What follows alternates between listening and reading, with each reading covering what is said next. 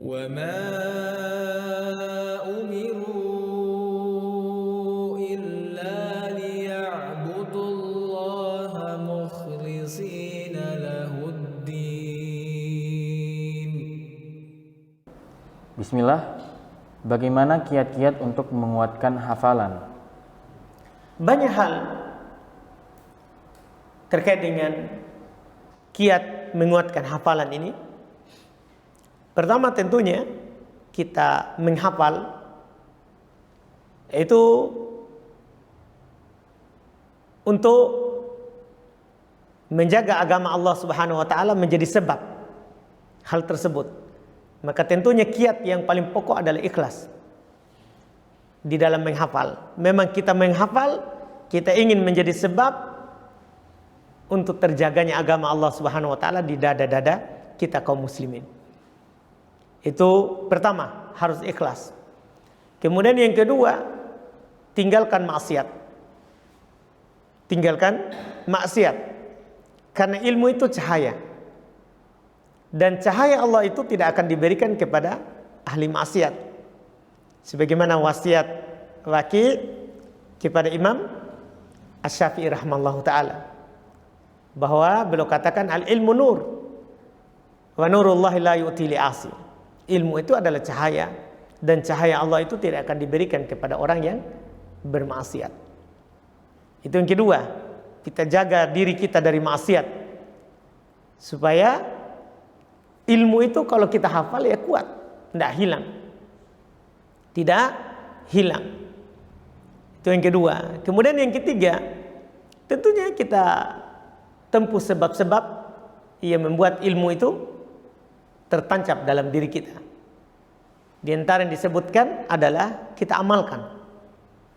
Kadang ilmu itu susah kita hafal, tapi kalau kita amalkan kandungannya itu akan terhafal sendiri. Misalnya anggaplah antum mau hafal hadits terkait dengan solat 2 rakaat sebelum subuh. Kalau antum hanya hafal hadits ini riwayat Imam Al-Bukhari dan Imam Muslim, kata Nabi SAW, rakaata al-fajri khairun minad dunya wa ma fiha. 2 rakaat subuh, yaitu sebelum sholat subuh, sudah masuk waktu subuh, itu lebih baik daripada dunia dan seisinya. Ini kalau kita hanya hafal saja, itu ya terhafal tapi tidak lengket. Tapi kalau kita amalkan apa yang kita hafal itu, artinya kita beramal, kita bangun sholat sunnah, berdiri untuk sholat sunnah sebelum sholat subuh, ya setelah masuk waktu subuh, karena mengingat hadis itu tadi, itu akan membuat apa? Ilmu itu kuat dihafal. Kuat dihafal. Iya, itu diantara cara.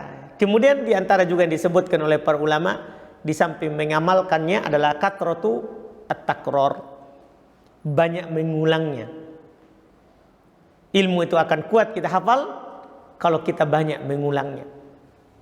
Kita banyak mengulangnya. Antum bisa lihat gunung, itu kalau sering diinjak, itu akan berbekas. Siapa yang pernah tinggal di gunung itu kan banyak rumput, tanah keras, tapi ada dari gunung itu yang berbekas. Karena sering dilalui oleh hewan, ataupun sering dilalui oleh orang.